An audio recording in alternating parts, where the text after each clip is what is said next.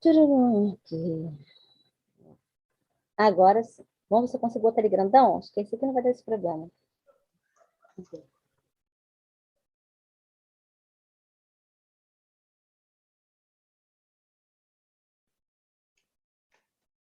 Então, estávamos aqui, não estávamos? Ok. Aí, vocês conseguem perceber a diferença dessa daqui para aquela que está lá no início? Ó, Sim. eles vão aprimorando, lógico, a técnica, né?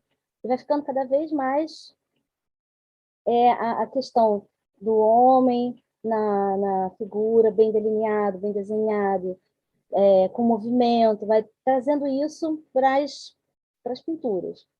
Aí aqui, Sandro Botticelli, que a gente já parado, olha que interessante essa figura. Lamentação sobre o Cristo morto, tá vendo? Tem um movimento aqui também, chega quase a fazer um... Tá travado no Da Vinci para mim.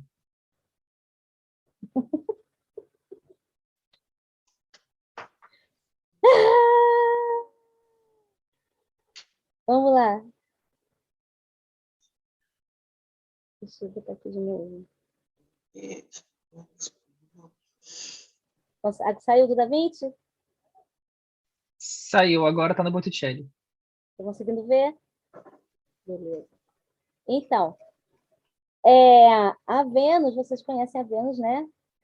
É bem diferente isso aqui. Isso aqui também a Vênus é uma pintura de tema mitológico e tal, né?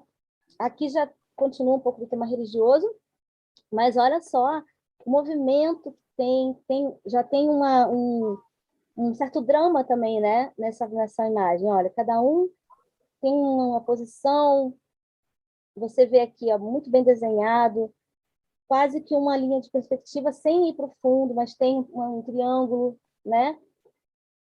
Então, você vai vendo que todos esses pintores eles vão fazendo esse tipo de trabalho. Aqui, ó, é o Donatello. Então, a gente com isso, acho que a gente completa as tartarugas ninjas. Pensei a mesma coisa aqui. O que aconteceu? Das tartarugas ninjas. Isso. A gente completa as tartarugas ninjas. E olha só, tá vendo? Isso aqui é em bronze. Agora, olha a temática. Davi continua sendo um tema religioso, né, que é o Davi que mata o Golias. Porém, olha esse corpo do Davi. É um corpo greco-romano. Então, eles começam a trabalhar essa questão do greco-romano, já unindo a uma religiosidade, né? Olha só, a perfeição do corpo as costelas, tá vendo? As costelas nas omoplatas aqui atrás, ó, muito bem marcadas. Percebem o quanto que eles vão começando a unir, pega aquela inspiração, já começa a transformar em outra coisa? Vamos lá. Aqui são alguns artistas dos Países Baixos, que é o Dürer, né? Que ele foi gravador também. Tem muita coisa interessante dele, ó. Lá nos Países Baixos, eles ainda são católicos nessa época, né? E aí aqui começa, ó, tá vendo? Tem toda uma linha também perspectiva. Olha a quantidade de personagens dentro da tela, né? Muito mais volume. Aí a gente vai passar aqui para o nosso Hieronymus Bosch, que eu amo, né? Olha só essa figura. Ela ainda está uma coisa, parece assim que ainda tem uma coisa medieval mesmo nela, não parece? Uhum. Ela tem um fundo, tudo, mas ela ainda não está assim naquela coisa tão puxada para o grego, né, pro romano. Ó, olha essa figura, que interessante, gente. Essa figura dá uma cena maravilhosa. Aline, não sei se você vai falar mais para frente, mas essa questão do sombreamento, dos volumes e das formas mais realistas do Renascimento também tem muito a ver com a questão de que no medievo havia um certo tabu com o corpo, né? Que você não podia expor o corpo, né? Ficar pelado como você podia no Renascimento, e também assim o avanço do conhecimento no Renascimento foi grande em termos de anatomia, por exemplo, né? O próprio Da Vinci ele dissecava corpos, né? Tanto, enfim, animais não humanos quanto humanos. Então, isso aumentou o entendimento sobre o corpo e, naturalmente, sobre como representá-lo, né? Sim, exatamente. Vocês lembram que eu falei para vocês que... Lembra que na outra aula eu falei sobre o Islã, que o Islã não faz figuras, né, e tudo. Quando aconteceu o advento da peste, na época, você não podia estudar os corpos humanos para fazer, né? Tem até um filme mais ou menos, mas que é até interessante. Esqueci o nome, faz muito tempo que eu vi. Que tem até na Netflix, não sei se ainda tem, mas tinha. Que é um rapaz que ele quer ser médico e tudo vai para os lãs, só que tipo, ele não podia, como acontecia na Idade Média, você dissecar cadáver, né? Era proibido você fazer isso. Então, a partir do Renascimento acontece isso, eles começam a entender melhor exatamente a anatomia das pessoas, é isso aí. Bem, muito certo, mas porque eles começam a estudar, tem um estudo maior em cima dos corpos, né? Mesmo que ainda de início ainda tenha uma certa proibição e tudo, mas depois eles vão começando a trazer isso, né? E é como você falou mesmo, Da Vinci foi um grande estudioso nesse sentido. E aí, por isso que a gente vê ainda aqui essa coisa não tão bem delineada, né? Ó, os corpos bem ainda... Mas eu adoro eu fico olhando essa figura, acho essa figura muito boa, assim. Ela é uma coisa muito triste, né? Se você para a extração da pedra da loucura. É uma coisa muito triste, né? Uma lobotomia, praticamente, né? Mas é uma cena, é uma imagem muito interessante. Essa imagem desse médico aqui operando, o outro, a pessoa com o olho aberto, sabe? É muito interessante, extremamente, eu acho bem, dá uma história, dá uma coisa, sabe? Eu gosto quando vocês contribuem. Podem falar, tá, gente? Se souberem alguma coisa, isso é maravilhoso. Aqui um pouquinho, ó, do Peter Bruegel, né? E aqui ele está trabalhando a luta entre o carnaval e a quaresma, né? O que é o carnaval, gente? É uma coisa bem ligada ao mundo material, O que mais? aos prazeres, basicamente. Isso. E a quaresma é o que vem depois, que você não pode, né? O proibido. Então, essa luta, que era uma luta que estava acontecendo nesse período, né? Aqui também a gente tem, assim, tá pequenininho, mas depois vocês procurem ampliar para ver, quando eu mandar o PDF. Aí vocês vão ver que as figuras têm um desenho. É a mesma questão ainda lá desse outro aqui que a gente estava falando, esse aqui que até o Tomás contribuiu, né? Trazendo informação também. Maravilhoso, é isso mesmo. É a mesma questão, mas você vê que também já tem um cenário, tem meio que uma perspectiva já aqui. Ai, tá vendo? Nossa, tem uma infinidade de personagens aí. Muito, muito. Ele tem essa coisa, assim, como que nem o Bosch, né? Quando você pega uma figura do Bosch, as outras, por exemplo, o Jardim das Delícias, você tem uma infinidade de coisas, que não, é um tríptico, né? Então tem o paraíso, a terra e tem o inferno, né? Então, assim, e tem muitas figuras, muitas coisas muito malucas e tal, muita coisa acontecendo. Muita coisa acontecendo no mesmo espaço, né? Parece um pouco desorganizado, mas quando você olha, você consegue perceber que tem uma lógica, né? O que mais? Alguém quer falar alguma coisa sobre esse? Bom, tem uma diferença básica de tonalidade entre duas áreas. O meio bem mais claro e as bordas mais escuras. Sim, sim, sim, sim. E também a gente tem que pensar o seguinte, né? Assim, existe também uma diferença quando você está num lugar para o outro, né? Por exemplo, eu estou aqui no Rio de Janeiro, o céu aqui no Rio de Janeiro, as cores aqui no Rio de Janeiro são, quando você vai, por exemplo, para o Rio Grande do Sul, na mesma época, tem uma cor diferente. Eu falo isso para o Sul, né? Então você vê que assim, tipo lá, tem uma época que no inverno o céu, mesmo no inverno, é extremamente azul, sabe? É um azul quase essa cor aqui. E aqui mesmo no inverno, o sol é por conta da incidência do sol. Então aí a percepção deles, né, vai também da tinta você vai entender conforme eles vão entender conforme também o que eles estão vendo, né? Tanto é que quando os pintores vêm da missão francesa, eles vêm para o Brasil, eles ainda trazem aquelas cores carregadas nas pinturas dos países deles, né, na Europa, né? Então tem uma diferença, você começa a ver que tem diferenças entre... Aí depois, sim, a gente começa, né, a gente começa a dar uma outra tonalidade, abrir mais as cores. Vocês vão percebendo isso aos pouquinhos, entendem?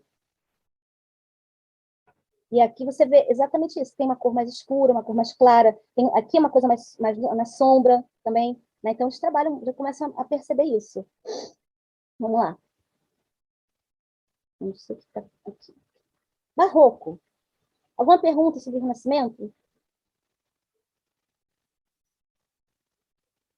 Beleza. Barroco. Também na Itália, né, que começa. Depois eles falam pela Europa, chegando à América, né? Aí cada país vai trabalhar um pouco o seu barroco de forma diferente, né? Vai manter alguns aspectos da obra, mas vai trabalhar de forma diferente, conforme o que eles vivem, o que eles sentem, né?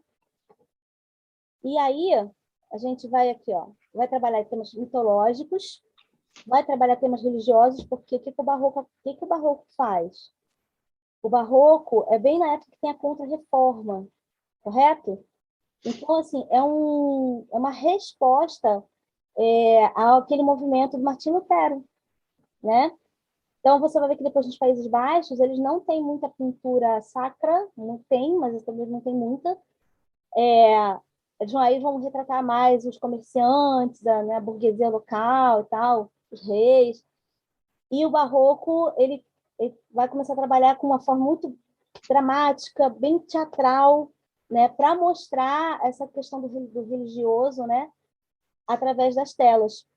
A arte sendo usada para estar trazendo, né, as pessoas de volta para a sua religião, digamos assim, tá? Aí, aqui, Barroco espanhol. Ele foi mais forte na arquitetura, né? Apesar da pintura ter uma influência do barroco italiano, trabalhou questões próprias como realismo e domínio da técnica. Aqui. Barroco nos Países Baixos manteve as linhas de movimento, forte expressão emocional, né, na Bélgica, praticidade e austeridade na Holanda. Pinturas com mais discussões da vida doméstica e social com extremo realismo. Barroco brasileiro. Esse estilo dominou o período colonial a partir do final do século XVII, em Minas Gerais, que tornava-se muito rica pela extração e comercialização de ouro e pedras preciosas. Isso proporcionou um maior investimento na arte local, que foi se expandindo pelo país. Destaque para arquitetura, escultura, pintura e literatura. A literatura a gente não está trazendo, mas eu coloquei aqui. Aí eu botei o Caravaggio, né, que é o mestre, e é maravilhoso, sim. E ele quando ele começa lá, que eu não falei aqui, mas começa nos maneiristas, que eram aqueles que tinha, depois que passou um pouco, estava no finalzinho do Renascimento e tal, eles começaram a fazer as obras à maneira, né, de Michelangelo, à maneira de Rafael, então, tendo aquele estilo dos pintores, então eram considerados maneiristas, com quem o Caravaggio também teve contato, e depois, aos poucos, ele foi... ele viajou, né? Ele saiu da cidade dele, que era Caravaggio, esse não é o nome dele, né? Essa é a cidade. E aí ele vai tendo contato com outros pintores, né? Com outros mestres, e vai começando a ampliar mais, né? Conhecendo mais os pintores, Michelangelo mesmo, tendo contato com essas obras que já existiam e com novos pintores. E aí ele vai começando a criar uma coisa muito mais forte, né, diferente, que é essa coisa da luz e da sombra, para dar esse aspecto teatral, para trazer essa emoção. Então, as figuras, elas têm movimento, têm emoção. Ó, elas trabalham com uma cena, isso aqui até tem um vídeo na internet, não sei se vocês já viram, de umas pessoas que elas reproduzem os quadros, elas fazem a cena de alguns quadros. E essa é uma das cenas. Que elas tem o quadro de Caravaggio, e tem as pessoas no teatro, elas vão, né, teatralmente, elas vão reproduzir aquela cena, essa mesma cena com essa luz, é lindíssimo. E aí você vê quanto que isso é forte, né? Porque o teatro é uma coisa muito forte. Você ter uma experiência, né? Ter uma experiência com teatro é muito impactante, assim. Se você não fizer não fizer uma coisa meio brechtiana, em que você dá aquela, né, parada assim, não, agora você tem que parar e lá, vou cantar uma música, vou fazer uma outra coisa, vou falar com o público, vou cortar aquela cena, aquela emoção da cena e vou, né, parar. E vou fazer para que você abra, não, isso aqui não é para você ficar emoção, emoção, emoção, é para você parar e pensar. Se você não tem isso, o teatro ele leva você a ter emoções, a você se conectar com aquele personagem, com aquela história, né? Entrar naquela história. E isso aqui é exatamente essa intenção. Que as pessoas entrem na história. E o Caravaggio, ele ainda usava os seus modelos, eram as pessoas com quem ele convivia ali, né? Amigos de jogo, prostíbulos, essas coisas todas, né? As amantes. Então, tinha essas pinturas, elas tinham muito os rostos dessas pessoas da realidade transportadas para a pintura, do religioso, tá? Vocês tiverem a oportunidade de ver mais coisas do Caravaggio, vejam, muito bom, muito bom. Aí aqui eu trouxe o Bernini, que é um escultor. Lembram que eu comentei com vocês sobre o trabalho da Nise da Silveira? Não sei se vocês estavam todos aqui. Que ela, do Museu do Inconsciente, que tem tinha uma cliente, né, que ela tinha uns traumas e tal, sexuais e tal, e ela começou a trabalhar suas obras muito trazendo a questão do mitológico da Daphne e do Apolo, né? Que ela se transforma num loureiro e tal, então tem toda aquela coisa. Aqui você vê uma coisa um pouquinho parecida nesse sentido, que também aqui, ó, o rapto de Proserpina, né? Se a gente pegar a estátua um pouquinho do Apolo e Daphne, você vai ver que tem uma coisa um pouco parecida, só que a Daphne está se transformando num loureiro. E aqui, ó, ela está querendo fugir. Olha a expressão que tem essa cena. Ela conta uma história? O que vocês veem nessa cena? Já tem o título ali, beleza, vocês chamam que é o rápido, mas o que vocês veem nessa cena?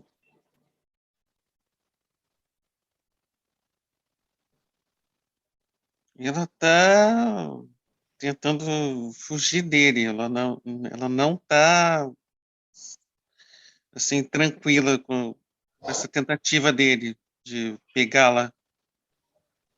Isso. E vocês veem É um desespero, né? isso, Na expressão dela.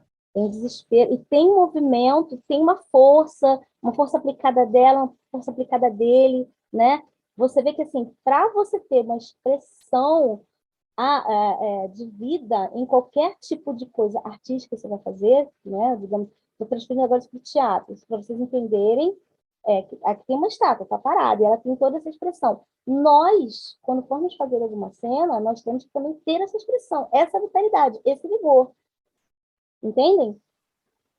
Eu não posso fazer uma coisa assim, eu estou querendo falar, eu estou muito alegre, assim, não, eu tenho que estar, eu tenho que meu músculo, meu rosto, o meu corpo, ele tem que estar falando, entendem?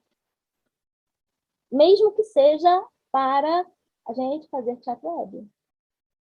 Porque mesmo se for trabalhar se for trabalhar só com meu rosto tem que dizer alguma coisa. Tá? Estou trazendo esses exemplos para vocês. Aqui, gente. Aqui eu tenho o Rembrandt, tá vendo? Que já é dos Países Baixos, também. Ó, tá vendo? A figura não é uma figura religiosa, tá vendo? A Ronda Noturna tem um filme, a Ronda Noturna também. Se vocês quiserem assistir, é bem interessante. Aqui ele está falando de uma cena de cotidiano, a Ronda da Guarda, né? Então, assim, ele está falando de uma cena cotidiana, está mostrando o cotidiano daquela sociedade, né? E como os temas mudam, e como que assim, o mesmo estilo, né? Ah, eu vou fazer uma comédia, mas que tipo de comédia que você vai fazer? Você vai fazer uma comédia voltada para o besterol? Você vai fazer uma comédia nonsense? Entende, meninos, o que eu estou falando? Estou tentando fazer esses links para vocês entenderem o quanto que a gente pode diversificar as nossas ideias, tá? Velázquez, na Espanha, né? Ó, E aqui você também vê assim, um pouquinho, você não é assim, tem uma força, talvez não tão uma força assim como a do Caravaggio, mas você vê que assim, tá bem claro, o escuro, você tem uma luz aqui que ilumina os personagens, tá vendo?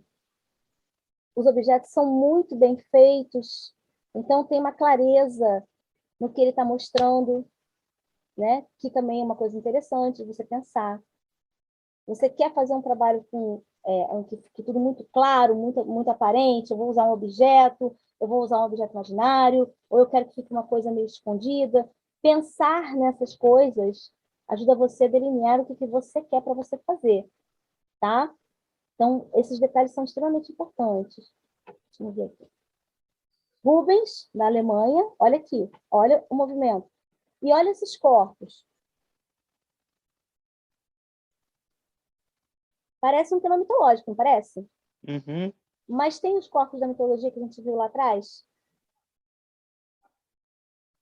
Não. Não são atléticos, né? Não.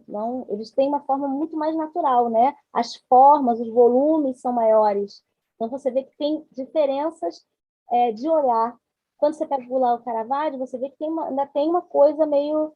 Tem um corpo mais normal. Deixa eu puxar aqui. Ó. Mas ainda tem uma coisa, tá vendo? Você vê a musculatura bem definida, inclusive de quem está carregando, né? Está mais limpo no sentido assim, não tem tantas formas avolumadas. Aí você vai para o Rubens e você vê isso. Olha como é que o mesmo período traz duas para lugares diferentes, para ideias, trazem as experiências, né, que eles têm, a vivência deles, o que eles estão ali na sociedade deles, eles estão trabalhando, né? Aqui parece um tema mitológico, correto? Que é o Rápido das Filhas de Leucipo, né? Um tema mitológico, porém não tem aquela quase rigidez, né, que vem sendo trabalhada no Renascimento. Aqui o Vermeer, você já viu na Moça do Brinco de Pérola? Que fala sobre a história daquele quadro. E o que acontece? Ele trabalha muitas cenas do cotidiano, cenas do cotidiano, que são coisas que a gente pode trabalhar também, né? Quando a gente for construir o trabalho. Então, ele mostra geralmente as pessoas fazendo coisas em casa, né? Aqui, ela está lendo uma carta à janela, é uma coisa tão simples, né? Ela está só lendo uma carta. E ele usa a luz natural. Olha a luz saindo, que sai a luz que vem da janela, né? E ele transforma esse ambiente, tá vendo? Não é um ambiente tão escuro como o do Caravaggio, tá vendo? Mas tem uma coisa da questão do claro, do escuro, do sombreamento. Aqui, ó. E você vê que é uma cena de cotidiano, tá? Aqui eu vou trazer para vocês o Mestre Valentim, que é um dos nossos representantes do barroco aqui no Brasil, e eu trouxe esse elemento que é super visível para a gente aqui no Rio. Talvez todos vocês já tenham visto isso, né, na Praça 15. Que é esse chafariz. Sim. Oi? Sim, já vi, sim. Então, esse chafariz, ele tem elementos barrocos, ele traz esses elementos para o Brasil, né? Eu trouxe esse como um elemento da arquitetura, né? Tem outros chafariz, tem outras coisas dele, mas eu trouxe só isso, que são bem... que quando vocês passarem lá, vocês vão ver. Tem um trabalho que aqui mistura um elemento, não sei se é ferro, não lembro mais agora, se é bronze, eu esqueci. E ele traz uma pedra linhóis, que é a pedra que eles... Você sabe esse aqui, Tomás? Olha, essa é uma obra do mestre Valentim, né? Isso. Mas, assim, eu não sei falar muito sobre ela, porque as aulas que eu tive sobre ela foram muito, assim... rápidas, né? Superficiais, né? A gente vai até a Praça 15, estuda tudo concretamente, mas é muito raso, né? Só para a gente entender. Realmente é coisa para pesquisa, né? Se você quiser se dedicar, vou estudar esse monumento, vou trabalhar, você vai pesquisar. Mas aí eu perguntei para ver se você lembrava de alguma coisa, queria falar alguma curiosidade, alguma coisa. Não, o que eu lembro é que antigamente ali também tinha um chafariz, né? Porque no Rio de Janeiro, enfim, todos sabem que houve uma época em que a água não saía da torneira como sai hoje em dia, né? Então você tinha os escravizados que buscavam água, né, e levavam para as pessoas, que eram os tigres, né? Por isso que a gente tem também os canos tigres hoje em dia. E aí, com aqueles baldes assim sobre os ombros, Ai, gente. eles muitas vezes pegavam água aí no chafariz e tudo para levar para outras pessoas, né? Para quem, seus donos, né? E você sabe por que eles chamavam tigres? Eles levavam os baldes para as fezes, para despejar no mar, e às vezes aquilo caía sobre eles. E eles ficavam com aquelas manchas das fezes e pareciam tigres manchados. Sim, sim. Então, assim, bizarro, né? Ver uma coisa, sei lá, eu acho muito, enfim. Dizem que o pessoal abria a janela das casas, aí berrava, vou jogar, hein?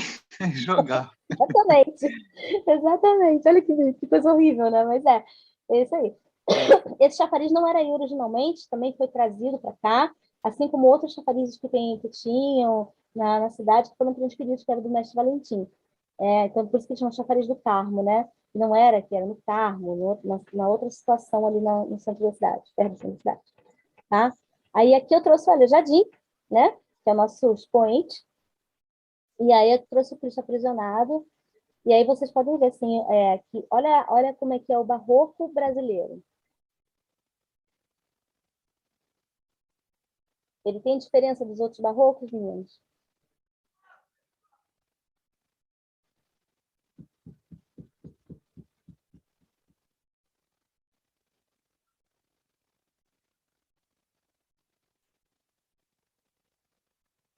Então, aqui é feito em madeira, né? Os rostos, vocês vão perceber que, assim, muitas vezes os rostos são de pessoas que também ele tem a convivência, assim como o Caravaggio fazia, ele ia lá, né, até de pessoas que ele não gostava, ele colocava que tinha algum problema, ele colocou já em estátuas dele. E aí você vai vendo que todos também têm muito movimento, tem a questão, ó, do movimento não só do corpo, mas das vestes, né? Você vai vendo que tem esse movimento que o barroco traz, tá? E aí você vai percebendo isso tudo na obra dele, assim, o quanto que ele, com todo o problema que ele tinha, ele conseguiu fazer essas obras maravilhosas, né? Lógico que ele também parece que tinha ajudantes, né, e tudo, mas eram todas concepções dele, ele trabalhou muito também.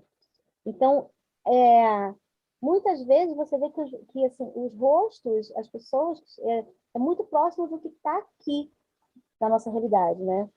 Assim como na América, assim, muita coisa que você vai ver na obra na obra da América Latina, na cultura colonial, você vê rostos de indígenas nas obras, né? Porque é o que eles viam ali. Então, eu não trouxe nenhum exemplo aqui, mas só para vocês terem essa ideia, beleza? Vamos lá.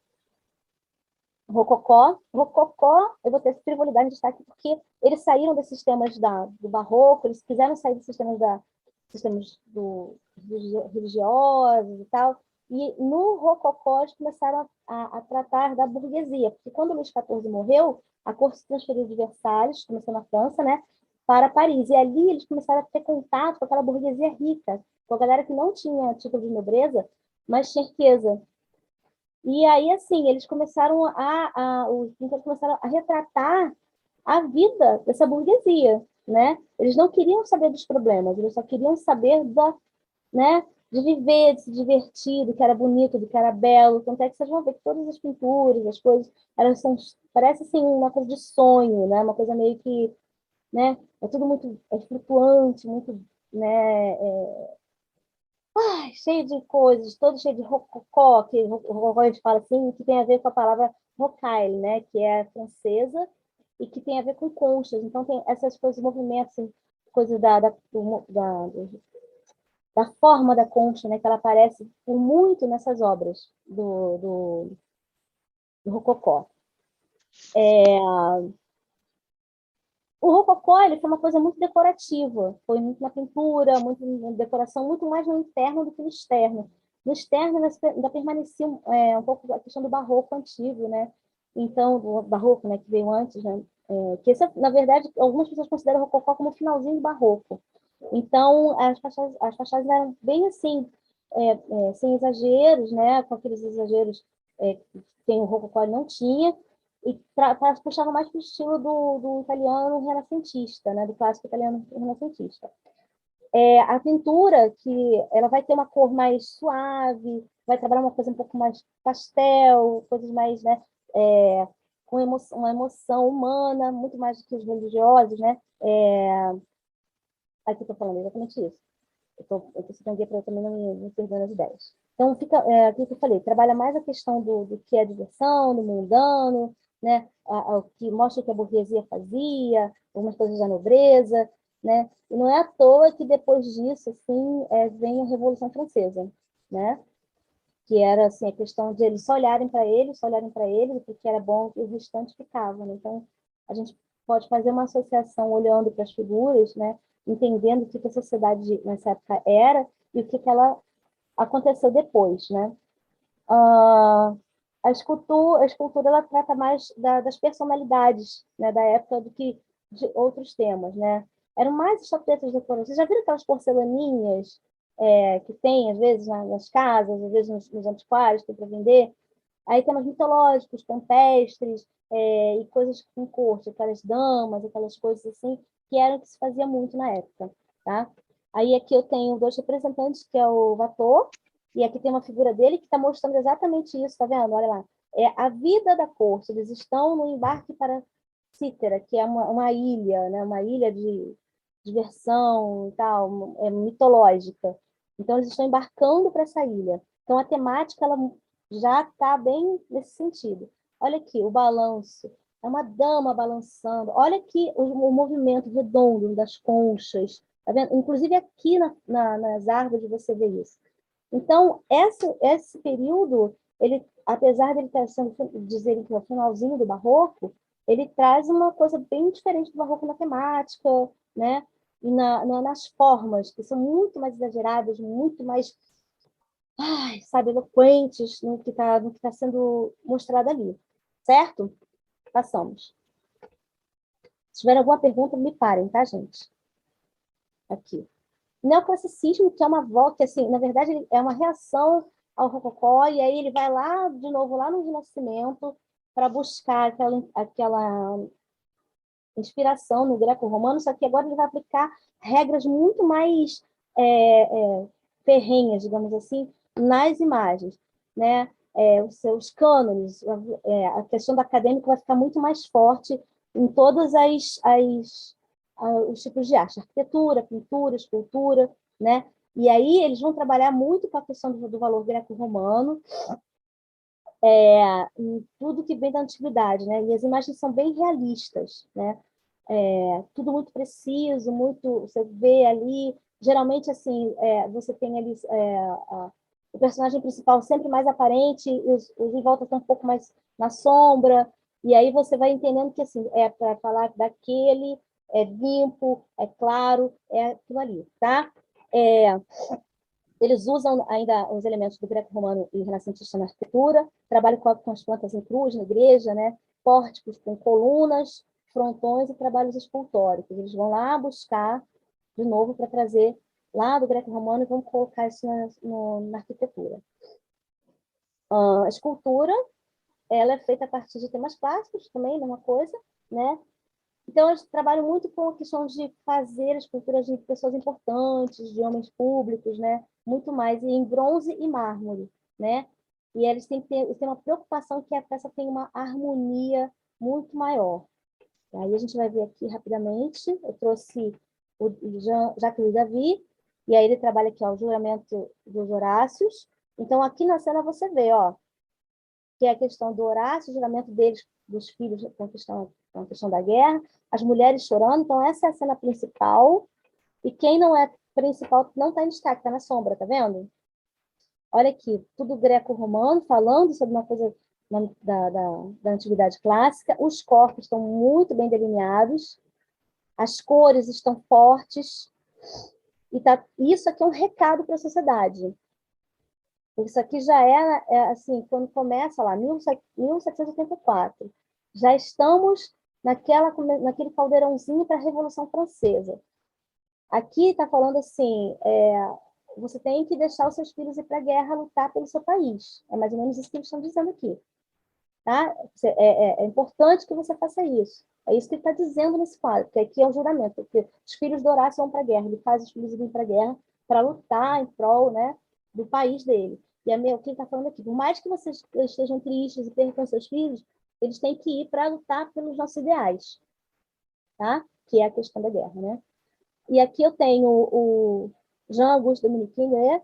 Que ele vai trabalhar muito com a questão da burguesia também, retratos. Isso aqui é um retrato de um homem burguês, né? Tem dinheiro, então aqui você vai ver que tem mais a questão do retrato mesmo das pessoas importantes. Lembra que eu falei para vocês?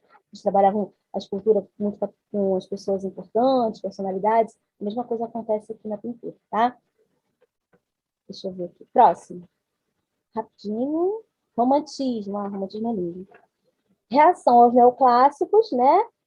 Que também tem a questão da Revolução Industrial e do Iluminismo, que é muito forte no neoclassicismo, então ele traz essa reação, uma libertação das regras, né, e das imitações do estilo anterior. Tinha uma busca de livre expressão, né, do artista. Prevaleciam os sentimentos, a imaginação, era o impulso criador do artista, isso. Na pintura, tinha o dinamismo e o realismo, as obras tinham assim, uma aproximação com as formas do barroco. Aproximação, não era o barroco, mas tinha uma aproximação. A questão do realismo, da dinâmica das formas, né? Enquanto aqui a gente tem uma coisa bem, você vê que é parado, firme e tal, aqui ele vai tentar voltar àquela dinâmica do barroco, tá? Eles gostavam de trabalhar com os temas reais, né? Do que estava acontecendo ali na história deles, ali no contemporâneo. Cores fortes, que também voltam a dar assim, aquele ar dramático, né? Contraste entre claro e escuro. A natureza é um tema bem recorrente das telas, tá? E a dinâmica dessa natureza, como você vê assim, o mar revoltado, tudo é muito próximo do que é a emoção humana. Você vai ver, tem uma pintura, não trouxe aqui, que é do navio, acho que é da Medusa, não lembro mais o nome, que é um naufrágio, e aí você vê aquele mar ali, aquela coisa, aquele naufrágio, aquilo ali traz um sentimento muito próximo do que a gente tem, aquilo está expresso no quadro, tá?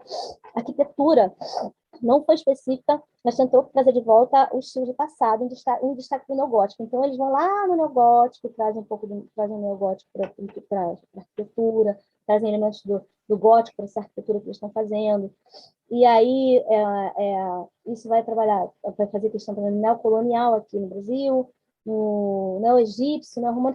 Cada país vai trazer um pouquinho daquele seu passado histórico lá, né, para colocar nos seus elementos arquitetônicos.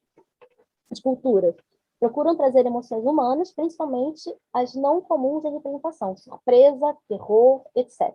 As obras expressam ideias dos escultores, sua inspiração pessoal, ligação com a natureza. Aqui eu vou trazer para vocês Delacroix, Eugène Delacroix, que ele traz o que aqui? É a liberdade guiando o povo. Então, essa é a realidade naquele momento. O que eles estavam falando? Sobre a Revolução Francesa. Eles estavam falando ainda sobre aquela questão da liberdade do povo. E aqui, ó, tá vendo? O que aconteceu de verdade, o que estava acontecendo de verdade, o que aconteceu de verdade. Essa realidade que eles trabalhavam. Aqui um pouquinho do Ingres também, aqui, ó, com relação ao Napoleão, né? Retrato, personalidade. Deixa eu ver aqui. O Debré, que veio para cá, para o Brasil, isso aqui é da missão francesa, e ele está desenhando, pintando, ele vai fazer o quê? A realidade que ele vê na nossa cidade, no nosso país. Né? São os escravos trabalhando, né? A questão dos costumes locais, ele vai mostrar isso na obra. Tá? Realismo, que aí também vai vir também como um contraponto ao romantismo, sempre assim, tentando ser o oposto do outro, tentando anular o outro, né? A palavra atitude prática de quem encara de frente a realidade, evitando que a abstração ou fantasias intervenham em sua conduta, né? Ou seja, vamos mostrar a realidade nua e crua, né? Como o que vai acontecer, o que está acontecendo. Não tem heróis, os personagens são as pessoas comuns. Ela faz uma análise crítica da sociedade, um movimento que teve muito marcado pelas transformações da Revolução Industrial, tá? Arquitetura, trabalho arquitetônico voltado para as cidades urbanas, que eram fábricas, hospitais, moradias, escolas, todas essas coisas que compõem esse aparato da cidade, né? Pintura, representação do mundo de forma documental. Não é necessário melhorar a natureza, pois já há beleza nela. Arte como um protesto em favor dos oprimidos, como forma de denúncia entre a miséria e a desigualdade, trabalhadores e burguesia, e não escondiam características dos retratados, elevando a categoria de heróis. A escultura trazia detalhes minuciosos, expressavam sofrimento, tristeza, alegria, reflexão, quase como uma fotografia, né? Representação dos seres como são, temáticos, sociopolíticos e culturais. E aí a gente vem aqui para o Gustave Courbet, e aí o que ele está retratando aqui? Mulheres peneirando trigo, que era a realidade do que ele via ali, o trabalhador, né? Que a mulher cansada já, a outra lá trabalhando demais, tá? Então ele vai trabalhar temas nesse sentido. E aí, aqui, ó, Monet, que com esse quadro aqui ele choca toda a sociedade. Vocês conhecem esse quadro? Já vi. Já sabem alguma coisa desse quadro? Do contexto, não. Olimpiar. O que acontece? Ele vai trabalhar, ó, ele vai retratar um nu, né? Só que o que acontece? Aqui, esse aqui é o rosto de uma prostituta e ela está olhando para o espectador. Uma coisa que não acontecia. Os nus, eles não olhavam, eles não encaravam o espectador. Tem uma coisa de olhar para o espectador. Aí você vê que tem um gato aqui. O gato traz essa coisa da sensualidade, tal. A mulher está lá super à vontade, nua, te encarando. E isso choca a sociedade da época, né? E isso é uma realidade. Existe essa realidade, né? Das prostitutas, toda essa coisa, tudo que tem ali, né, na sociedade vai acabar mostrando no trabalho dele, né? Então, estou passando bem rapidinho para a gente poder avançar aqui, tá? Impressionismo. Impressionismo vindo de uma crítica da pintura de Monet, impressão impressão Nascer do Sol, que é o quadro, né? Pelo crítico artístico Louis Leroy. O termo, cunhado de forma pejorativa, foi abraçado por Monet e seus colegas. Os artistas buscavam em suas observações e realizações nas obras ao ar livre, pintavam as impressões que obtinham do movimento da luz em relação aos objetos e suas mudanças de cores a cada momento. Então, na pintura, eles vão para fora, eles vão para a rua, né? Eles saem do estúdio e começam a observar a mudança da luz e quais efeitos que ela faz nos objetos. Então, eu tenho uma planta aqui, agora nesse horário ela está com uma cor, em verde, uma tonalidade, daqui a um pouquinho já vai mudar. Qual a impressão que vai dando nisso? Então, eles vão fazendo isso muito rápido, que é para não perder, né, o momento de fazer aquilo, é rápido, e eles não querem fazer uma coisa igual um retrato, porque já existe a fotografia nesse momento. Então, eles não precisam mais pintar a realidade como ela é, como eles estavam querendo realidade. Porque já existe a fotografia já faz isso, então eles vão fazer a impressão, eles vão trabalhar essa coisa mais rápida, assim, olhar, sentir, colocar na tela, tá? A escultura era a obra... o ideal era a obra poder ter ter esculturas visíveis com o maior número de ângulos possíveis, né? A fusão da luz e sombra, e estar quase que inacabada, falando do processo do artista, temas cotidianos vindos da literatura. Aí eu vou trazer dois pintores aqui, depois vocês procurem as esculturas, né? Eu não coloquei aqui, nem lembro porque acho que acabou, deixei passar. O Monet, e aqui eu não trouxe o quadro Impressão do Nascer do Sol, porque vocês podem olhar, esse aqui é um outro momento, que é a dança do Bougival. E aqui, ó, tá vendo? É tudo muito rápido, você não tem uma pincelada limpa, clara, não, é rápido, ele tá vendo aquele momento do casal dançando, ele foi lá, né? E tem um movimento, né? E é muito interessante, porque você vê que, assim, mesmo com essas pinceladas rápidas, a gente consegue entender o que tá ali, né? Você não tem um problema de entendimento. Aí aqui eu tenho...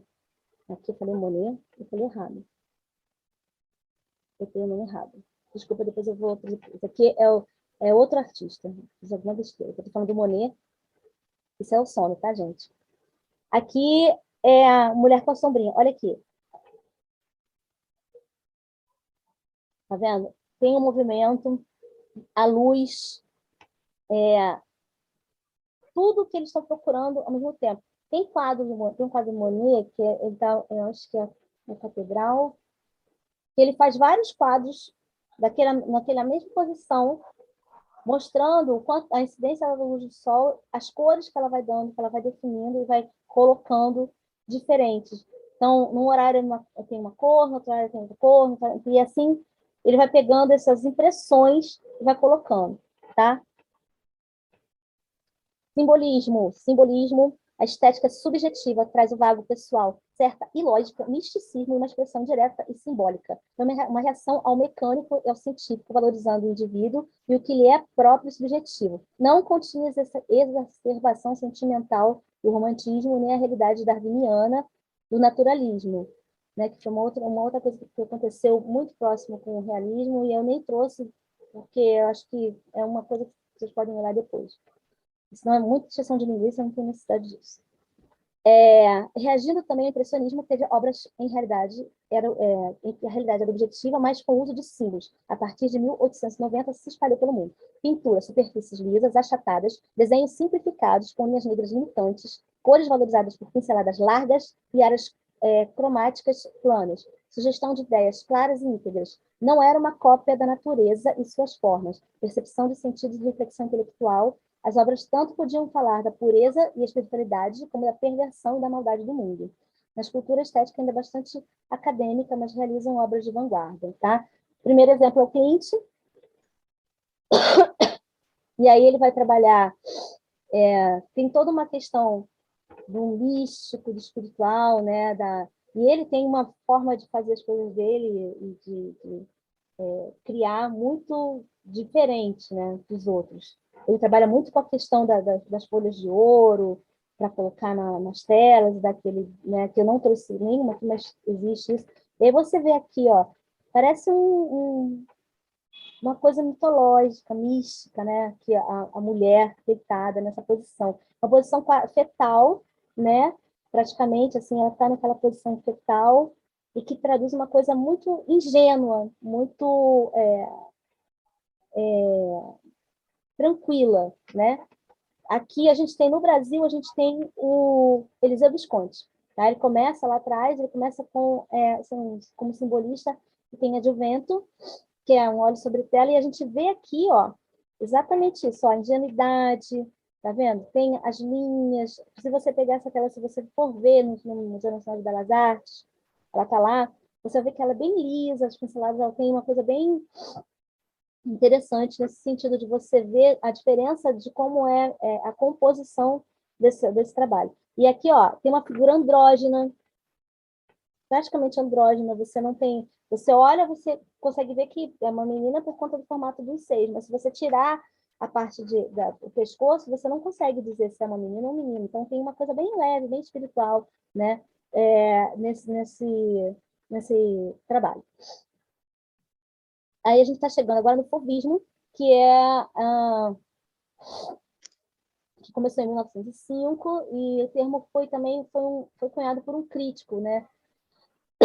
Devido às cores usadas pelos artistas no salão, que eles fizeram, que eles falaram que eram feras, né? Então, cores agressivas, eram feras, eram cores fortes, eram as cores, elas não tinham misturas, eram cores muito fortes, característica que tinha também, que era a simplificação das formas das figuras. Então, não tinha uma forma realista. Lembra? Não preciso mais fazer o realismo como ele é, né? Eu posso fazer a minha visão, eu posso trazer a minha interpretação do realismo, porque a fotografia já faz isso. Trabalha a arte em relação com o intelecto, né? Os impulsos e os instintos. Pinturas, cores e formas não são as da realidade, são escolhas do artista, ou seja, ele está vendo ali, ele coloca o que ele acha que ele sente para colocar, tá? Não há gradação nem suavização nos tons. Mais importante é a maneira de representar as coisas, cores puras e exaltadas, né? São exaltadas. Então, aqui, ó, tem o Derrien, e olha aqui as cores, olha aqui a paisagem que ele constrói. Isso é uma paisagem realista? Não é uma paisagem realista, né? Você tem formas ali que você reconhece, como a gente pega, às vezes, um desenho infantil, faz uma árvore, uma casinha, você reconhece que aquilo ali, mas não é uma forma realista, né? E ele traz as cores fortes, aquelas cores usadas assim, sem mistura. Vai até misturar na passagem de uma para outra às vezes, mas você vê que tem assim, é muito mais forte, agressiva, digamos assim, do que as outras pinturas que a gente foi vendo lá atrás. Correto? E aqui o mestre, né, que foi ele que foi o Matisse. Olha essa pintura dele, realista? Não. A mesa se mistura com a parede, percebem? Ela não tem assim uma... Você vê que é uma mesa, mas se você parar... Ao mesmo tempo que você vê uma mesa, você vê que assim, é uma continuidade do papel de parede. Então não é realista, né? Você vê a mulher aqui, esse desenho da mulher, não é um desenho realista. As árvores, ó, é muito interessante, as cores. Então, o fauvismo ele tem essa coisa da agressividade, da cor e tudo. Beleza? Uhum. Entenderam essa parte, crianças? Hoje, essa parte acabou. Semana que vem tem o restante que eu tenho que dar para vocês trabalharem. Falando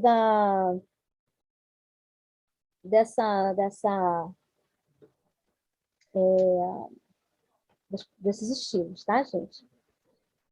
Bom, que horas nós temos? Meus relógios estão atrasados. Acho que eu abri o relógio aqui e parou. 10h35. Temos 1 hora ainda. Então, o que eu quero fazer? Vocês beberem uma água, 5 minutos para voltar, banheiro. A gente vai começar a fazer outras coisas. Eu vou mostrar 2 vídeos para vocês de trabalho de teatro, né? Experimentos online, tá? Que eu fiz. E depois a gente vai... Vocês vão fazer exercícios, tá bom? A gente vai fazer um exercício rapidinho. 2 exercícios, na verdade. Ok? Beleza. Então, são 10h36, 11h01, todo mundo de volta.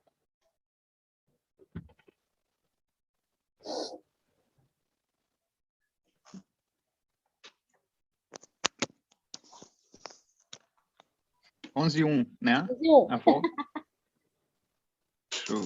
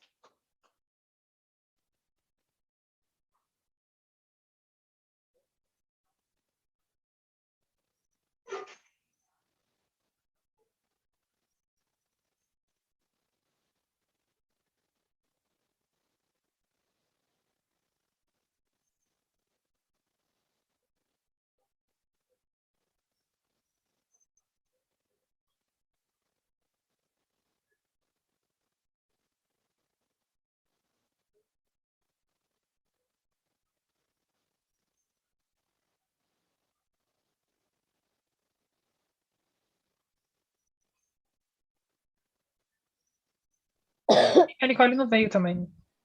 Oi?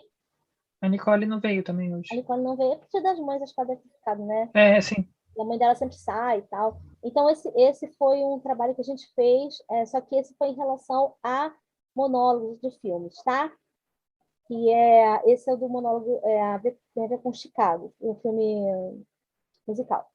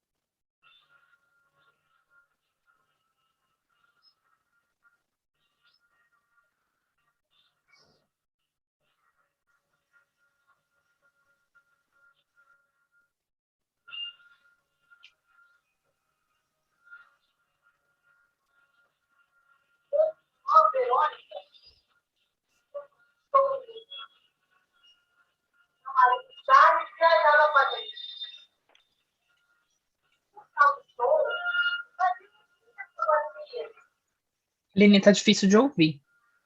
Tá meio que travando. E o áudio tá baixo.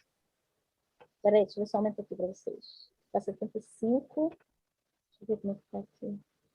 Tá 100%. Talvez seja o som, né?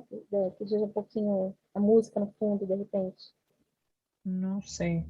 Vamos tentar aumentar aqui.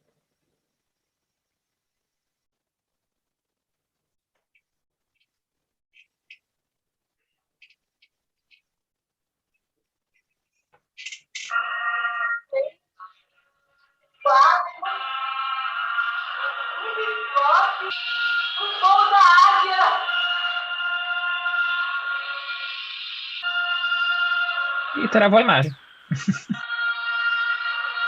Para todo mundo, travou? Tá travando. Esse vídeo ele tá o quê? No YouTube ou no seu computador? Numa No página? computador. Ah, tá. Não, porque se tivesse no YouTube, de repente você compartilhava o link cada um. Ah, Uhum. Vamos só tentar assistir, mas só para vocês verem um pedacinho, tá? Não é sim, muito sim. grande.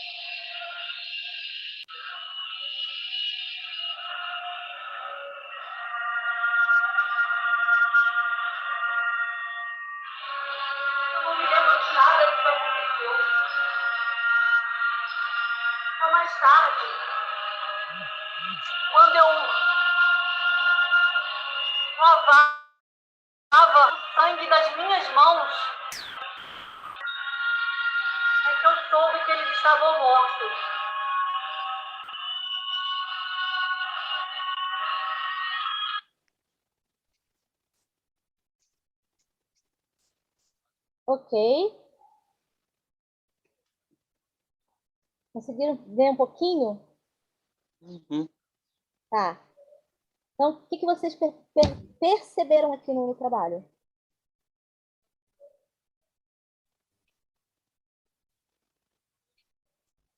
Acho que, bom, eu lembro muito pouco do filme, mas até pelos cartazes que ela pegou, dá pra ver que ela se baseou bastante nas emoções, né, do personagem para criar uma coisa dela.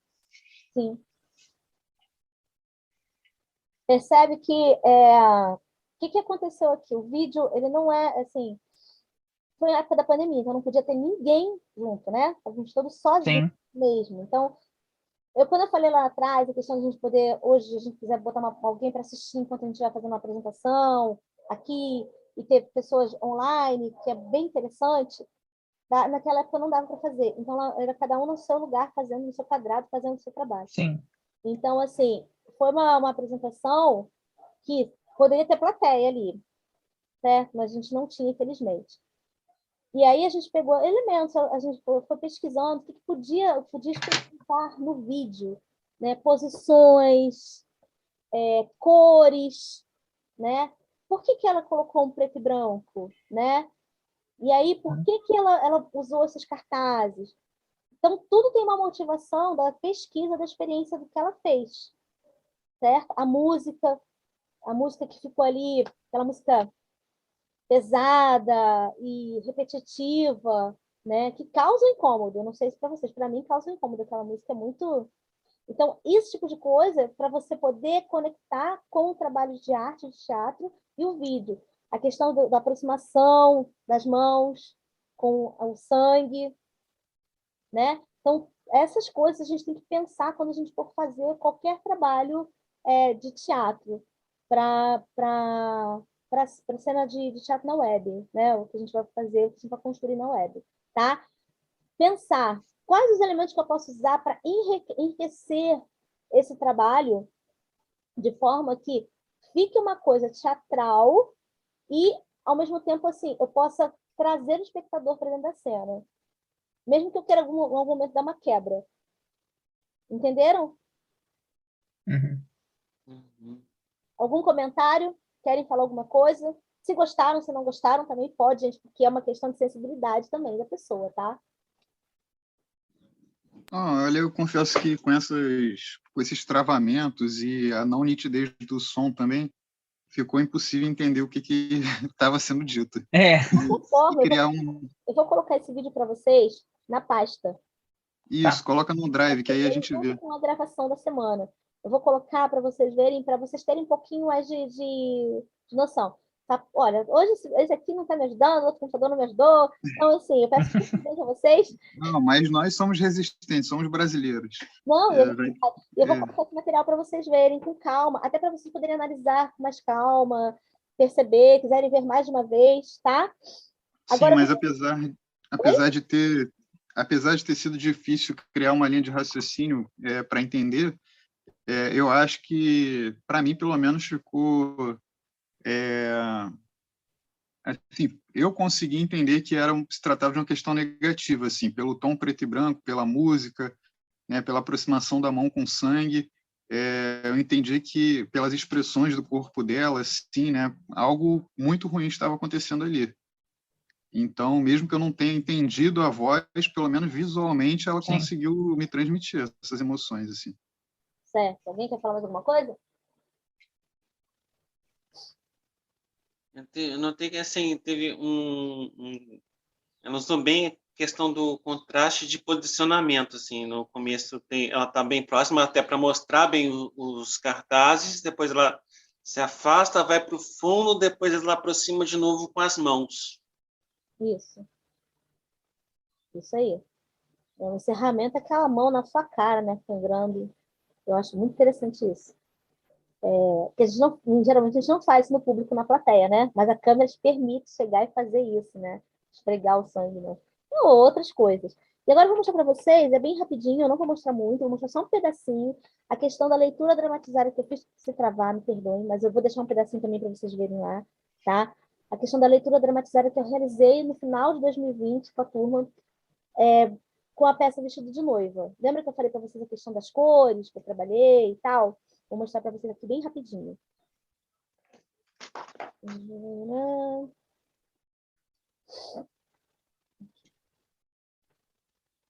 Primeira parte eu estou falando com o pessoal, porque eu não editei esse vídeo, então eu vou jogar lá pro meio. Então, descartem, porque eu também tive que fazer uma substituição, acabei substituindo uma atriz que não pôde. Então, eu também teve que participar, muito em cima da hora, e aí ficou meio difícil. Deixa ele abrir aqui. Então, só para vocês terem uma ideia.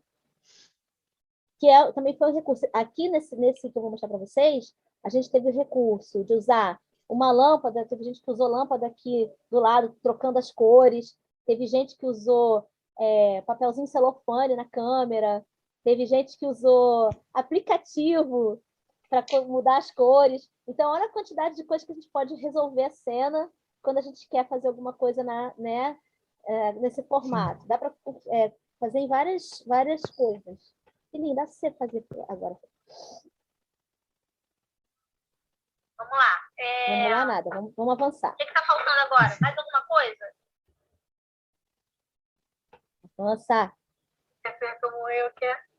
Quero sim, quero. Ter a fama que tive. A vida, o dinheiro. Fui a biblioteca assassinada. Eu fui à biblioteca de todos os jornais do mundo.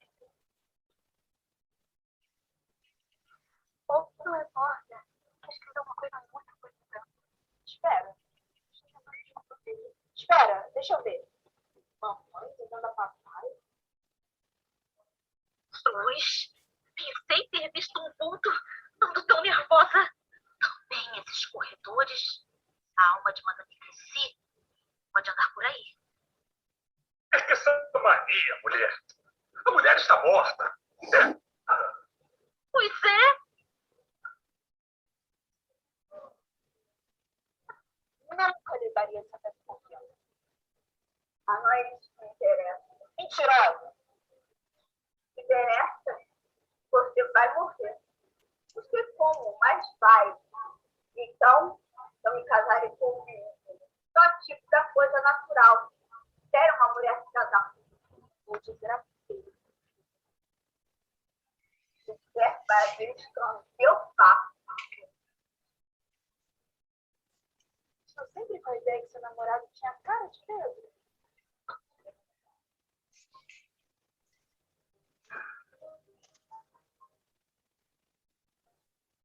Quer ver meus coelhinhos no quintal? Não. Temos tão bonitos. Ih, você é criança demais. O que você pensa? Então não é? Você acha que eu sou? Aceitou dinheiro de mim? Não queria, mas aceitou. Vou avançar, hein? Seu marido? Isso por verdade. Ele tão cheio de dedos para aceitar.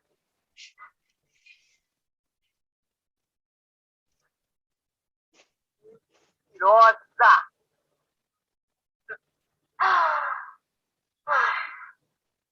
Olha, você, sim. Se vier outra vez à minha casa, corro com você daqui. Mas por que isso?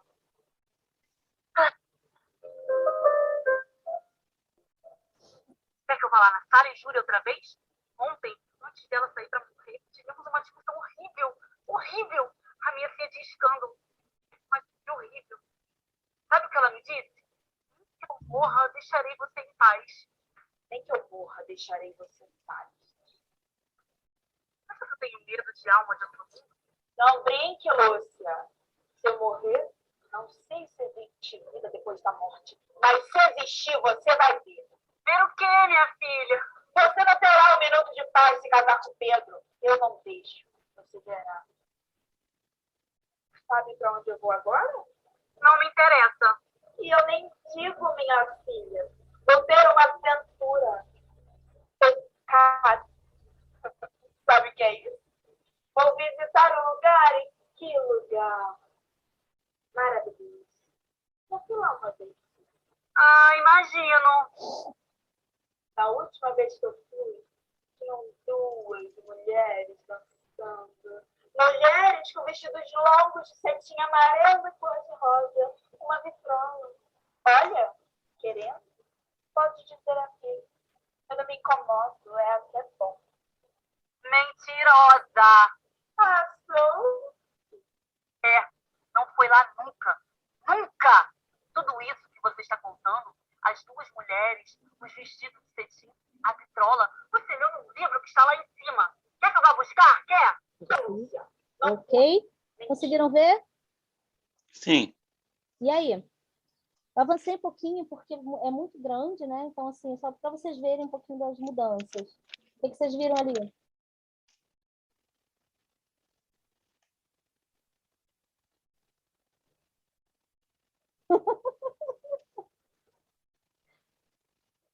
Às vezes é difícil mesmo. A gente olha assim de primeira, a gente tem que realmente pensar um pouco, né? Quando a gente vai Não, eu achei curioso assim, a forma como foram usados os papéis celofanes ali, né?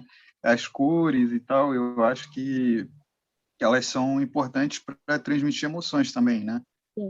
Por meio da imagem.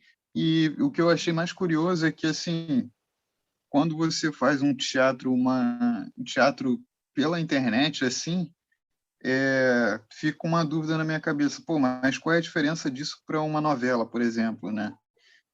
Já que são duas coisas que estão passando numa tela, né? E o teatro geralmente se diferencia exatamente por ser uma coisa corpo a corpo, né? Mas aqui, nesse caso específico, curiosamente, eu me senti quase como no teatro, mesmo estando diante de uma tela. E não sei como que isso foi conseguido, mas eu senti isso, pelo menos. Talvez pela proximidade do rosto, não sei. Enfim, eu achei interessante isso, porque não perdeu o sabor do teatro, mesmo sendo em tela. Uhum. Alguém quer falar mais alguma coisa?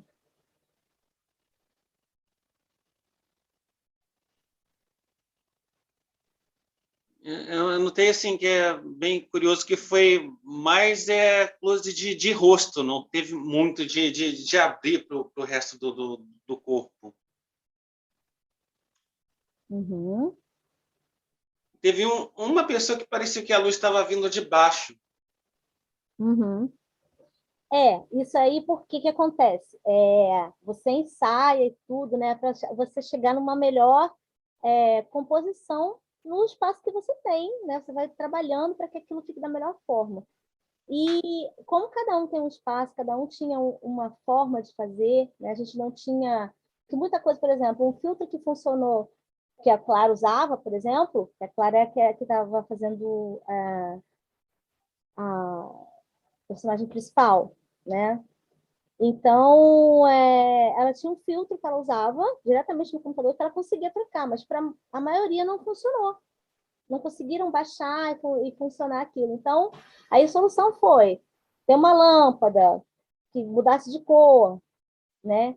Ter um celofane, uma coisa assim que ficasse ali. Então, é por isso que você vê a diferença de uma coisa para outra, porque foi uma experimentação, na verdade.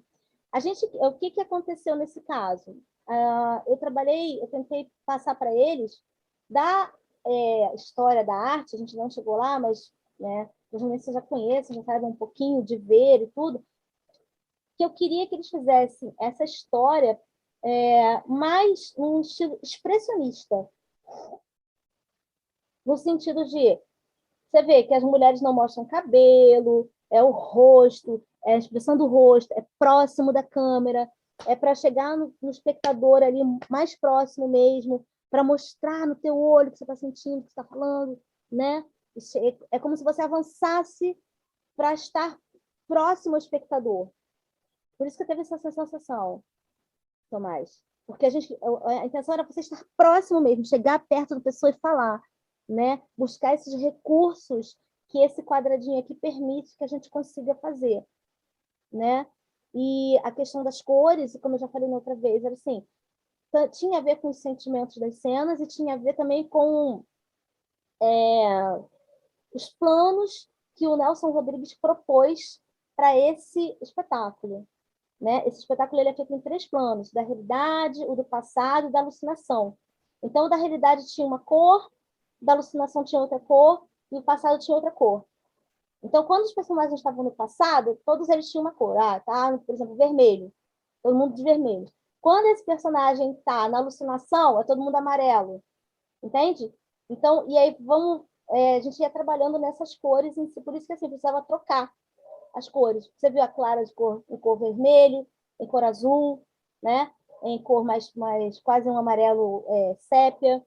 Né? Então, aí você vai vendo as possibilidades que a gente tinha. A gente fez essa leitura em 2 meses, eu acho. A gente ensaiou. E assim, foi um processo muito rápido para apresentar como um trabalho, uma amostrazinha final de trabalho do curso. Né? Então, assim, essas foram experimentações que eu fiz com eles, né? A gente vai descobrindo recursos conforme a gente vai pensando a cena. Eu quero que essa cena aqui, eu quero que o fundo da minha cena seja um túnel. Estou correndo dentro de um túnel. Então, como é que eu vou fazer isso? Então vou pegar um aplicativo que deixa uma tela verde e aí eu vou projetar um túnel vazio passando. Então você tem que começar a pensar e aí você vai usando esse recurso. Aí se você, mas mesmo nesse recurso do túnel eu quero contar minha história, mas eu quero contar só com a boca. Eu quero o túnel passando aqui, mas eu quero que a minha boca fique aqui, para a pessoa ver o que eu estou fazendo. Eu quero somente que a pessoa veja que eu estou aqui assim, fazendo alguma coisa com um objeto. Então você tem que começar a pensar nesses recursos para você trazer essa proximidade do público. Não é teatro como a gente conhece. Teatro, gente, é espectador ao vivo com o ator. Perfeito? Entenderam? Uhum. Sim, sim. Mas é uma forma nova da gente poder teatralizar trabalhos para a internet. Percebem? E a gente tem um alcance maior de público, de gente vendo o nosso trabalho, vendo a nossa obra, pesquisando, conhecendo o que a gente pode fazer e aonde a gente quer chegar, e que mensagem a gente quer levar, né? No caso desses 2 trabalhos, foram trabalhos que eu desenvolvi a partir para teatro mesmo, assim, eu não tinha uma linha de pesquisa ou de querer falar alguma coisa específica naquele momento. Eu estava fazendo, na verdade, eu estava experimentando com eles uma nova forma de fazer, aproveitando a pandemia, uma coisa que eu jamais pensei que fosse... Eu tinha uma ideia que pudesse ser feita, mas que eu jamais pensei que eu ia passar por um momento tão crítico de ter que fazer isso. De ter que estar em casa, trabalhando online, e as minhas aulas são de teatro, né? Eu tenho que descobrir o teatro através desse novo veículo. Como que eu vou fazer isso? Se o teatro é uma coisa ao vivo. Eu tenho que descobrir a teatralidade nesse lugar. Correto? A teatralidade dentro desse espaço que a gente tem. O que nas nossas ideias podem ser aproveitadas para ser teatral, para chegar no público. E não ser a novela, porque você viu assim, que nenhum dos 2 casos ali você viu novela. A novela é o folhetim, não é?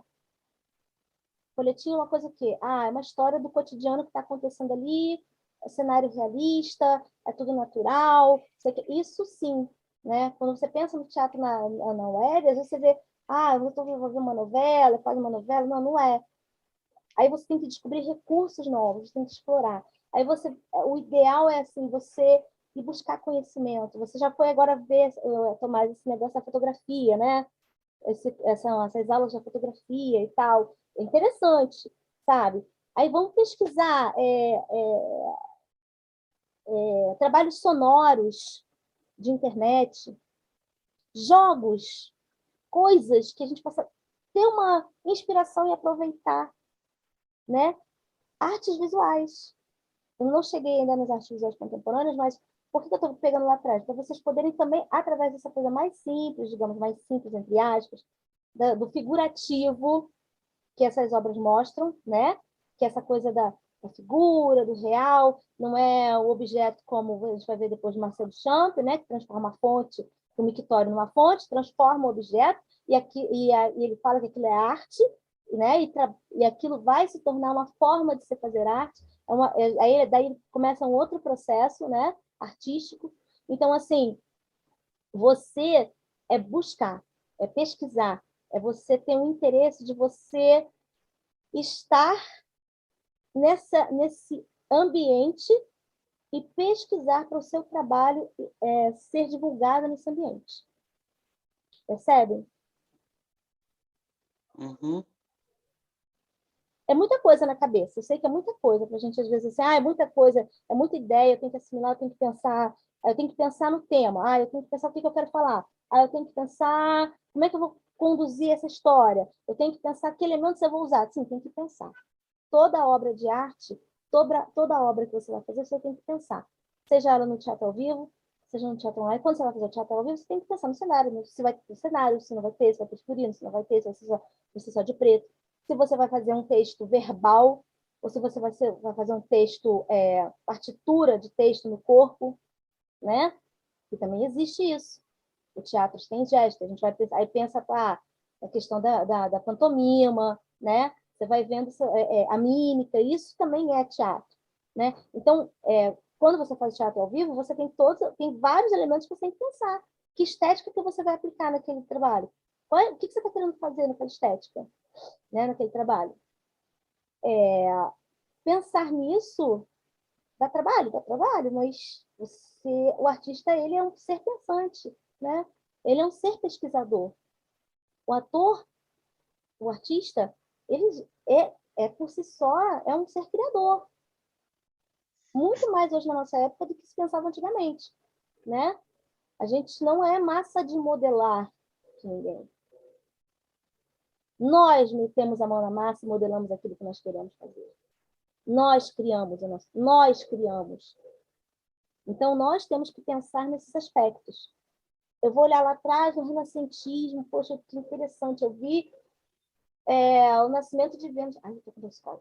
O nascimento de Vênus, eu achei interessante aquela obra, eu vou fazer uma outra coisa. Tem uma amiga, a gente fez partilhagem juntos, e ela pegou esse quadro, exatamente esse quadro, Nascimento de Vênus, Botticelli, e ela trabalhou com uma memória da infância dela, e ela transformou aquela Vênus da Botticelli numa boneca de papel. Não sei se vocês conhecem a questão da boneca de papel. Para as meninas, isso era muito conhecido na minha época.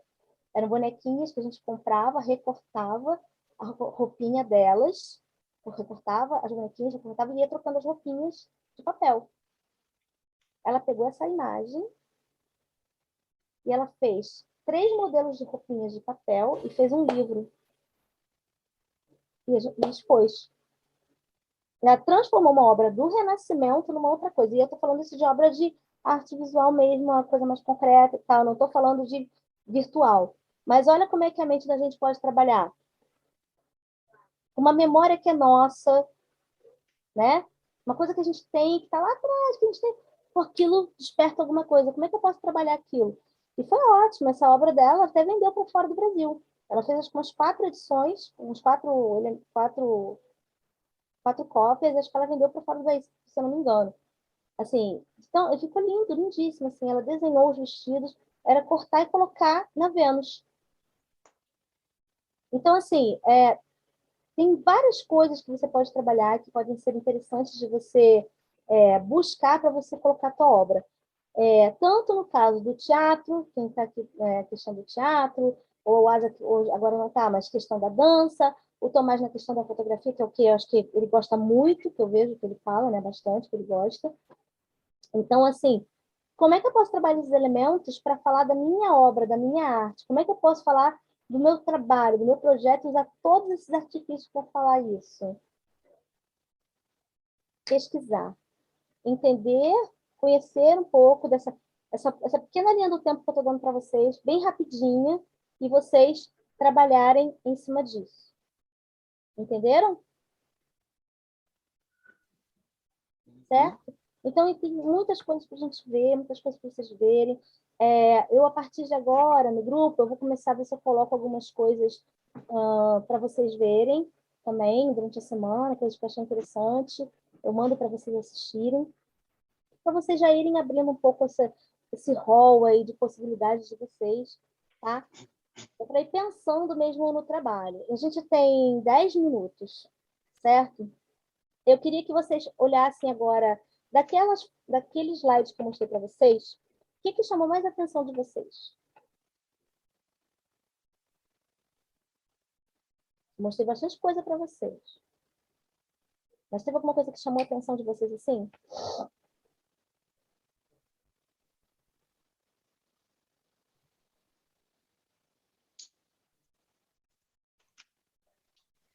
Eu acho que, por exemplo, quando você mostrou o barroco, é muito expressivo.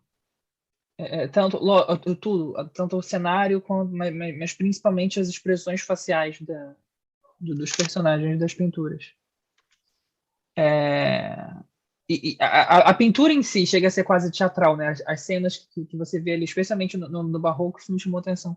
Elas chegam realmente a ser quase teatrais, assim, da forma como a cena é composta, a expressão no rosto, no olhar deles.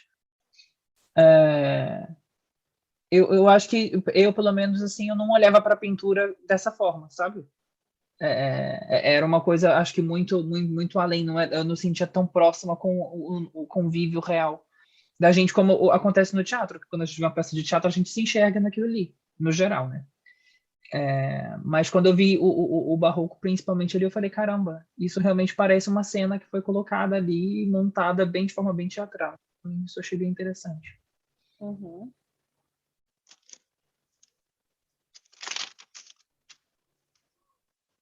Luiz, para você.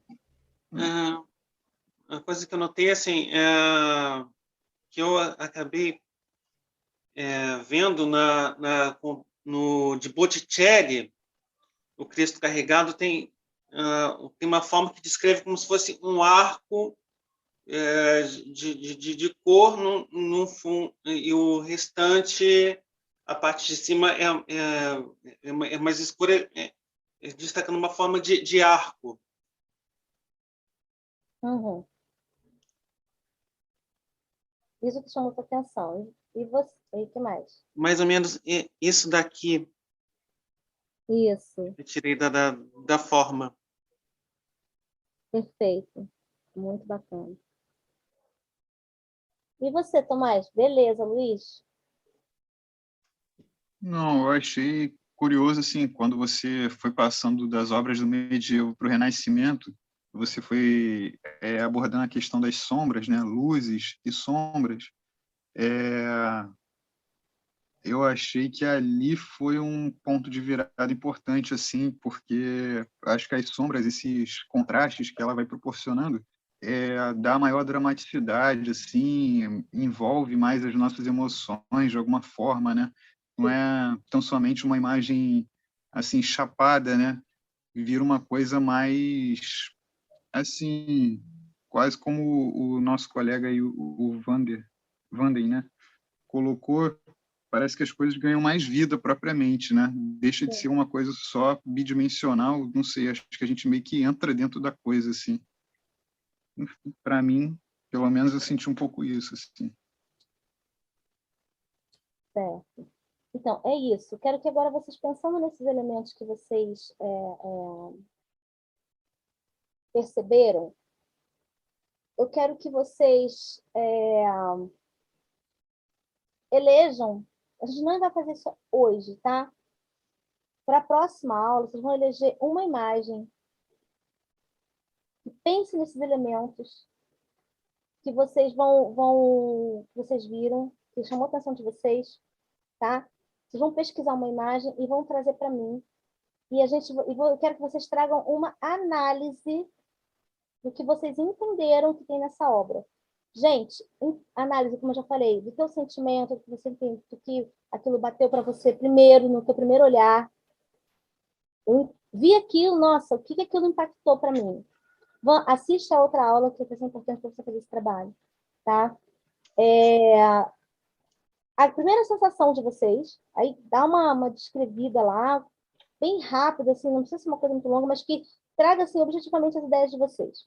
E depois, o que vocês entenderam conforme a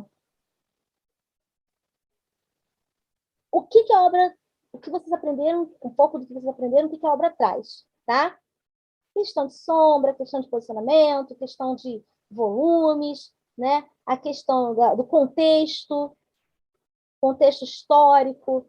Então, o que foi dado nessa aula? A gente falou um pouquinho do contexto histórico bem rapidamente. A gente falou muito da passagem de um para o outro, as pequenas diferenças de um para o outro, né? Falamos que geralmente um movimento ele vem sempre para contradizer o outro, né? Para quebrar o outro. O que isso impacta naquela obra, certo? Aí vocês vão separar a obra para mim, vocês vão mandar para mim, pode ser no sábado à noite, para eu botar aqui no computador, para que a gente possa ver a obra que vocês escolheram. Tentem pegar sempre as referências da obra, tá, gente? Nome, a data, e sempre é importante vocês terem essas referências. Por que acontece? Quando você tem as referências, depois que você viu, que você olhou, você vai na referência, tá? Para você saber que período é aquele. O que está acontecendo, que pode te dar mais informação para você entender a lógica do pintor naquele momento, a lógica do arquiteto naquele momento, a lógica do fotógrafo naquele momento. A gente não está trabalhando com fotografia, mas a gente pode ver uma fotografia. Até tem uma fotografia muito interessante que eu quero mostrar para o Tomás, que eu acho que é linda. Eu fiz um trabalho sobre ela na faculdade, eu amei, assim, achei muito lindo. É muito expressiva, é quase barroca. É muito linda, adoro, assim, é muito emocionante de ver. Mas eu vou trazer isso depois para vocês com calma. E aí vocês tentem trazer isso, tá? Faz esse trabalho de buscar essa imagem dentro do aspecto daquilo que vocês viram e que chamou a atenção de vocês nessas imagens, a sensação que você tem e o que foi trabalhado hoje na aula, tá? Na semana que vem vocês vão trazer isso para mim, me mandem as imagens, a gente vai fazer um exercício em cima disso, tá bom? certo? Bem. Na semana, o que acontece? Essa aula agora e a próxima, eu tenho que terminar esses movimentos artísticos com vocês, até chegar aqui mais ou menos no nosso contemporâneo. Não vou trazer tantos exemplos como eu trouxe no Renascentismo e no Barroco, eu vou trazer pelo menos 2 exemplos de cada movimento, tá? E aí depois, vocês tendo curiosidade, vocês podem pesquisar, tem livros que vocês podem ver, tem coleções, sites, por exemplo, um site que é bom de vocês pesquisarem é o Itaú Cultural, é legal. Ele não tem, às vezes tem coisas que não são, tem muito texto, mas ele informa corretamente, né? Sites dos museus, né? E aí, eu quero que vocês também pensem, lembrando do vídeo que a gente viu, o que vocês acham que se vocês fossem fazer um trabalho, vocês poderiam aplicar, né? Os vídeos que a gente viu aqui. Eu vou deixar um pedacinho desses vídeos lá na pasta para vocês verem junto com o vídeo da aula, se tiverem alguma dúvida, querem fazer alguma coisa, tá? E para vocês entenderem um pouquinho e trabalhar um pouquinho e tentar entender isso dentro das obras, certo? Belezinha? Muito bem. E aí, durante a semana, eu vou mandando coisinhas para vocês verem. Tem exposições maravilhosas rolando no Rio de Janeiro. Vocês já foram, gente? Já foram ver algumas? Eu fui no Museu do Amanhã. No Museu da Manhã, eu vou na terça-feira. Eu vou na terça-feira agora, eu vou, se Deus quiser. E aí eu quero ir no mar também, que tem aquela da coletânea negra. Vocês já viram? A enciclopédia negra? Tá no mar, bem interessante. Tem o Van Gogh, tem o Monet. Então, é bem bacana de vocês verem. Eu fui no Van Gogh, ainda não fui no Monet. Eu vou ao Monet. Acho que vou ao Monet em junho. O Van Gogh é muito interessante, assim. Eles passam na Casa França Brasil.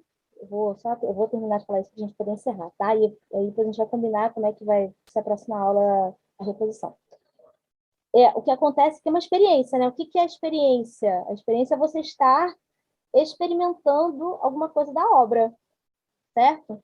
Então, lá você entra na Casa França Brasil, aquele quadradão, né? Neoclássico, bacana, que a gente tem aqui no Rio. E aí só que assim, tá tudo com exposição. Você entra, você não tem obras do Van Gogh expostas, obras originais, tá? Mas tem a questão de você ter algumas coisas de quadros ali ampliados, coisas que têm referência da obra dele, são bem interessantes. E você entra, tem um espaço que você entra e tem as projeções. E aí Van Gogh e os seus contemporâneos. Então, eles vão projetando coisas da época, vão projetando os quadros, vão projetando coisas que são referências dele e dos amigos, né, dos colegas das outras vanguardas, né? Que é muito bom e, assim, é como quando a gente está no cinema, né, a gente está lá naquele lugar, a gente está imerso, né? É ali quase uma imersão também. E tem momentos assim, que são emocionantes, sabe? A música, ela te preenche, olha, e aí você vai vendo que tem um elemento teatral nisso aí, tem uma coisa que mexe com o teu sentimento. Apesar de ser pintura, né? Você acaba entrando naquela experiência, naquela imersão, assim. E as imagens são projetadas na parede, no chão, e aí são imagens grandes, e tem coisas que se movimentam.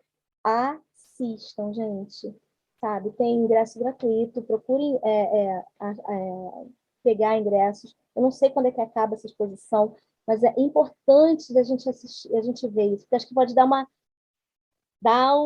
respirada e você conseguir mais inspiração, sabe? Buscar coisas diferentes para o seu trabalho, né? Porque a gente pode usar isso dentro de um teatro ao vivo, né? Aquele do convívio ali, do tete-a-tete, mas a gente também pode brincar com uma experiência aqui no vídeo também, né? Então, vamos pensar um pouquinho nisso. Assistam às exposições, vão a balés também, se puderem, teatro, né? Usufruam do que a gente tem de cultura.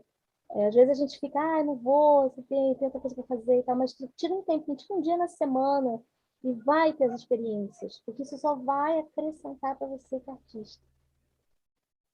independente de qualquer coisa, só vai te acrescentar. Cultura não ocupa espaço. Não ocupa espaço e a gente pode ainda dividir com as pessoas. Olha que delícia. Então, vamos pegar firme nisso aí. Tá bom, galera? Belezinha? Então, para a semana que vem, estamos uma tarefinha, né, para a gente pesquisar e trazer. E aí, fiquem tranquilos, não precisa ser uma elaboração, não estou pedindo tese, não estou pedindo nada. Estou pedindo as percepções, só isso, tá? Só para vocês respirarem. Alguém quer falar alguma coisa? Aline, uma coisa que eu esqueci de dizer na minha apresentação foi que a minha formação em fotografia, uma parte dela significativa foi na companhia de ensaio aberto, que é uma companhia de teatro, né? Legal. Então, aprendi a fotografar fotografando atores. E é muito bom, né? Porque é bem diferente do que você fotografar fora, né? Porque tem toda a questão do palco, a questão da... A iluminação é muito difícil, né? A fotografia é uma questão de iluminação. E a iluminação do teatro, né? Aquelas cores e tudo, muito complicado. Muito variando, difícil. né?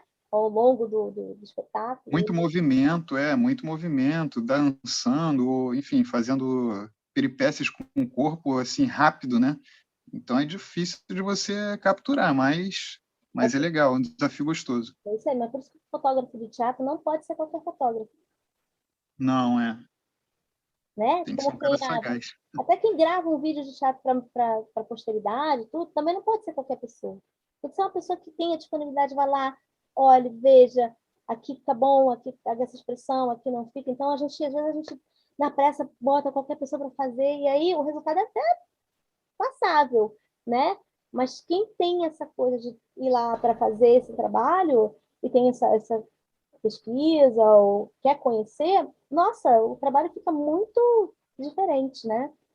E é muito interessante você ter falado isso, porque isso é uma coisa que pode te ajudar muito no seu trabalho, para você, de fotografia, e trabalhando com isso que a gente está pensando aqui, né? É isso. Mais alguma coisa? Não? Gente, o que vocês acham? Vocês preferem que a gente faça uma reposição, tipo, no mesmo domingo, tipo, uma aula de manhã, outra de tarde? Ou vocês preferem avançar um domingo? Fazer um domingo só de manhã?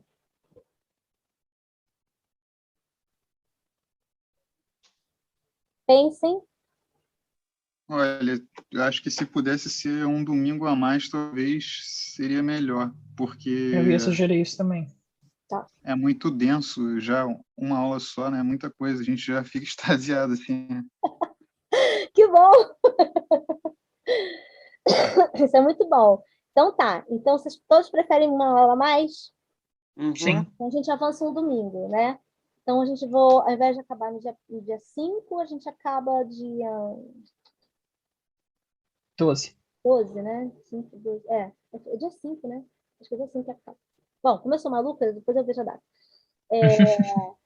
Aí a gente avança então uma aula para vocês poderem ter um período de gestão das coisas. Beleza? Meninos, Beleza. semana que vem a gente encerra os estilos e a gente vai para o exercício. A gente vai começar já com uma coisa de exercício na semana que vem e a gente vai exercitar bastante o nosso trabalho, tá bom? Olha o meu gato subindo nas coisas ali, gente, meu Deus. Um beijo para vocês, bom final de semana, muito obrigada pela companhia, muito obrigada por dividir. Gente, quando tiver informação de alguma coisa, quiser acrescentar, pode acrescentar, eu não fico chateada, eu não sou aquele tipo de pessoa que fica, ai, tá trabalhando, não, eu gosto, porque é uma troca, via de mão dupla. Sim. Eu aprendo, vocês aprendem, a gente troca, e é assim que tem que ser, porque senão a gente acaba ficando uma postura, que professora, não, a gente está aqui para trocar. Tá bom, meninos? Um beijo para vocês. Beleza. Bom Dia das Mães Beijos. para vocês, quem tem mãezinha, tá? Um beijo para vocês. Aproveitem. E vocês também. Tchau, tchau. Meninos, até. Tchau.